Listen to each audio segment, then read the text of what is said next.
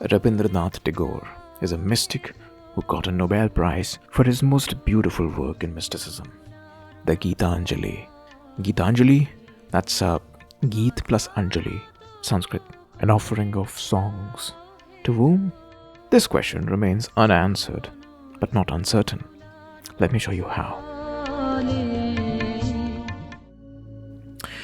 One thing about Gitanjali is sure. This is a book of Nidhidhyaasan. Nidhidhyaasan? You read it when you are sitting alone in the Himalayan breeze. If you know a little bit about Orthodox Vedanta, you know that there is a process to it, to the supreme realization, the Samadhi, and that there are systematic steps in that. Shravana, Manana, Nidhidhyasana. Step 1, Shravana. You hear of it, the principles of Vedanta.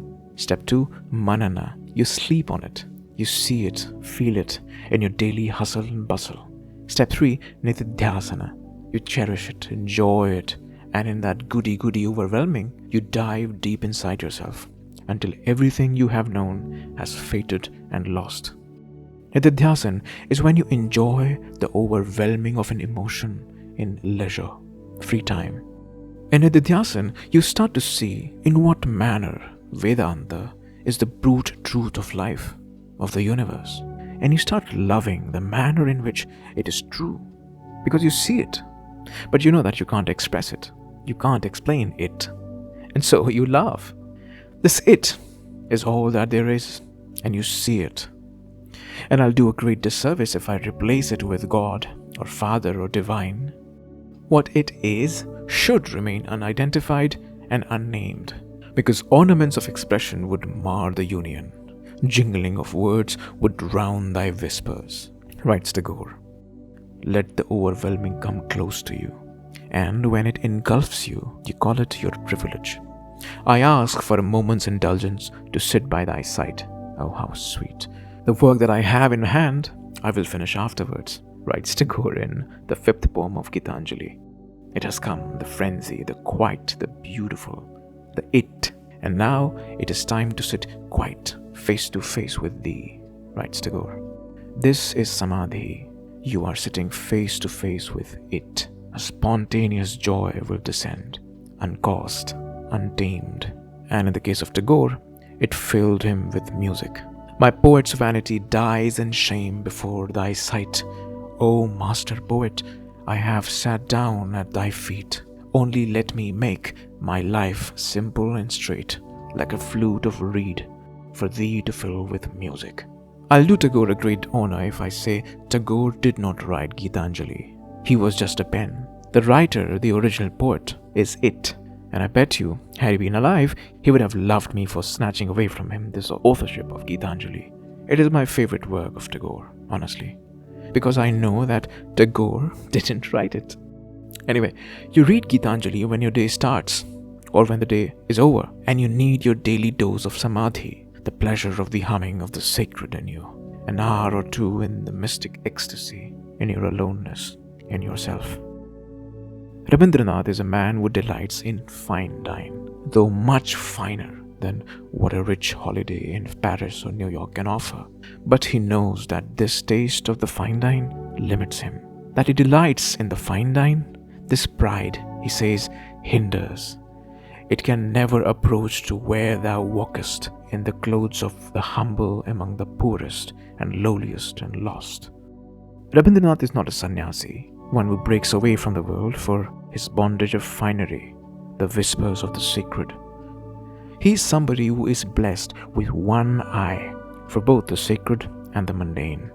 The daily chaos of human life, he calls it a great fair of the earth, the healthy dust of the earth. To a sannyasi, this is what he wants to say. Come outside of thy meditation and leave aside thy flowers and incense. What harm is there if thy clothes become tattered and stained?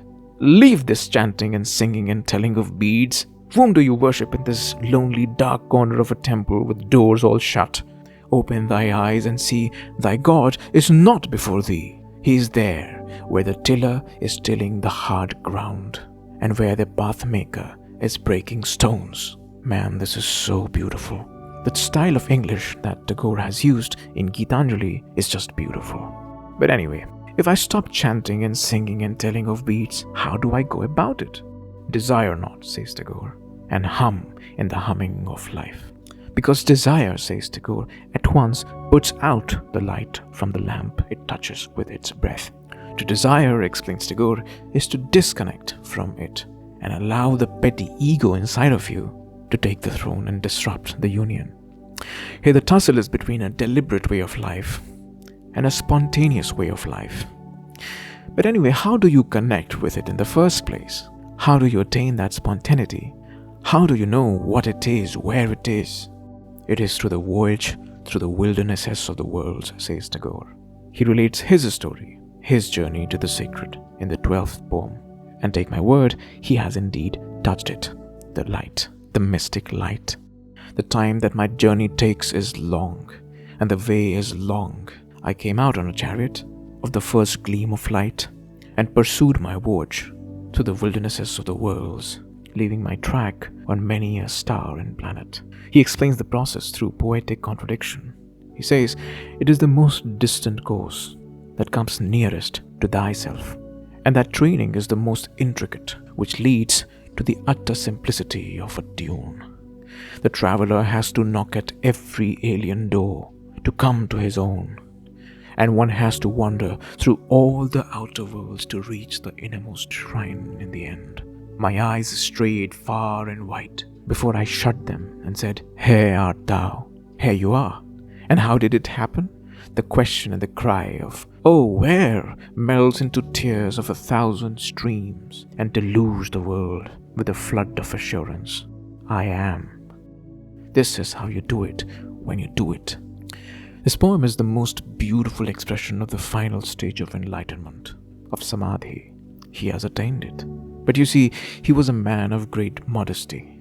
He describes, the song that I came to sing remains unsung to this day. I've spent my days in stringing and in unstringing my instrument. The blossom has not opened, only the wind is sighing by. I have not seen his face, nor have I listened to his voice.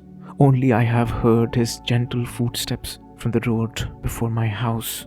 The livelong day has passed in spreading his seat on the floor, but the lamp has not been lit, and I cannot ask him into my house. I live in the hope of meeting with him.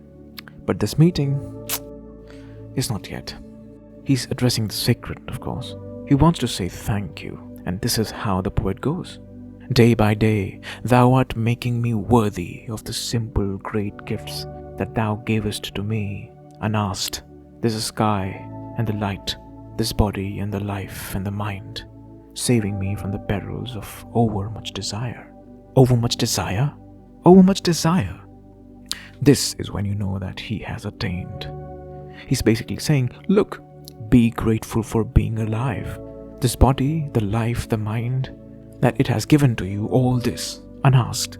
Frankly, that you have it all. Are you not saved from desiring in the first place? This is it. This humming of the life inside of you is sufficient and complete. Only a true mystic says that. Somebody who is not fooling around in the name of a mystic.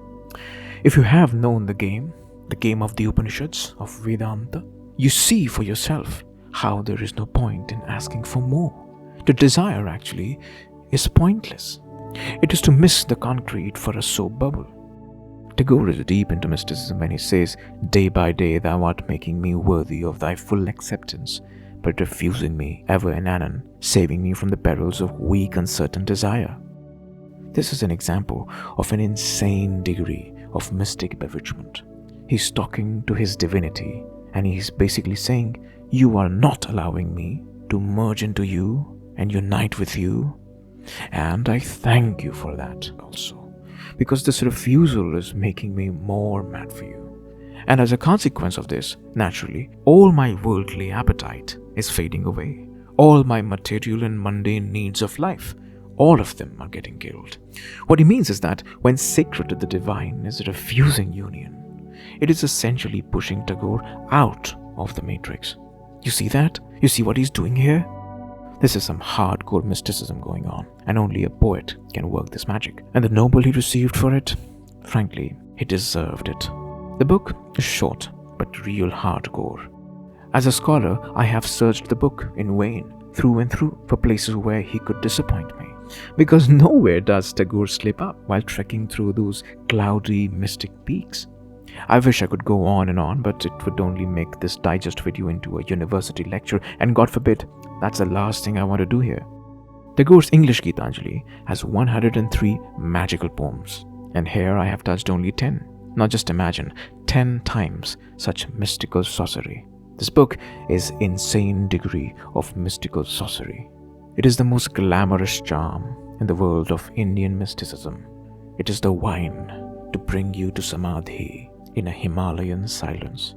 And that's why I have called it a book of Nidhidhyaasan, a book of flavor and taste of silence.